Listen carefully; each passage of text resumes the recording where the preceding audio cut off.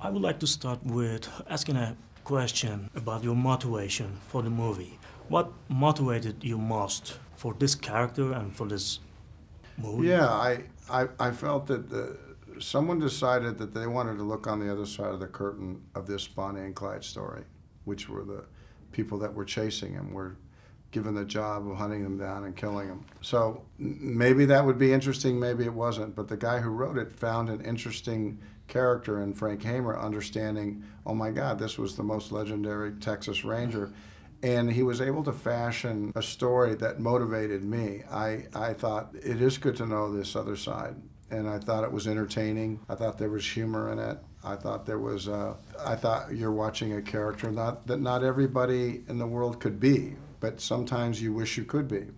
You portrayed such an iconic characters for the cinema, such as in JFK, Jim Garrison, and in Untouchables, I guess, Elliot Ness. What is it to be an actor who frequently playing real-life characters?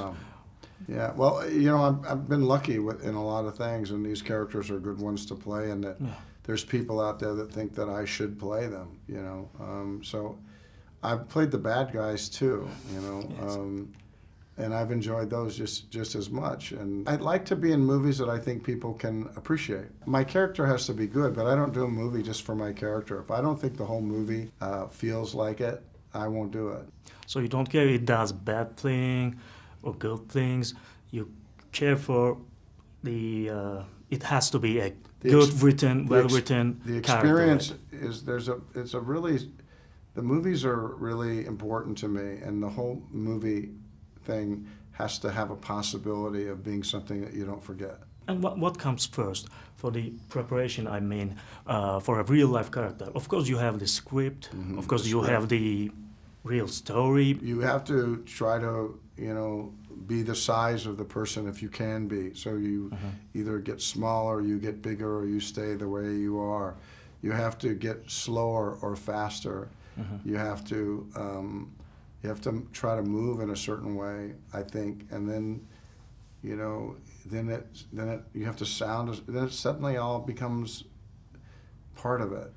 So you find a very special sound for each characters. Like for me, watching Frank Hamer was very different experience when it comes to watching, for instance, Elliot Ness. Yeah. And this was, you know, I was given this movie about 10 years ago, and I said no to it. And 10 years later, I said yes to it. So it was, you know, I liked it back then. I didn't feel like I was right for it. Actually, you worked with John Lee Hancock before, right? Perfect World. In Perfect World. Could you compare the experience back then? Well, John right wrote now? Perfect World. Clint directed it. So we had a different relationship, but it was the same person, a quality man. I thought he did a really wonderful job directing it, and you know, he was a wonderful writer. So he's a writer-director. So that was really that was a pleasure to work with him. There is a very interesting scene in the movie that Hamer is telling a story about his childhood, that he committed a crime too.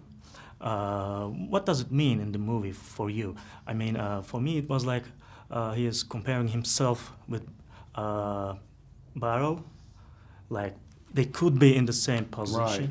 Well, they're both killers, for sure. What's the moment where you kind of realize what you were, what you are, what changes your life's direction? And so I think different people will take things out of that scene, and you obviously have. I think it was a real good scene too. Very much. So thank you very much, sir. You're welcome.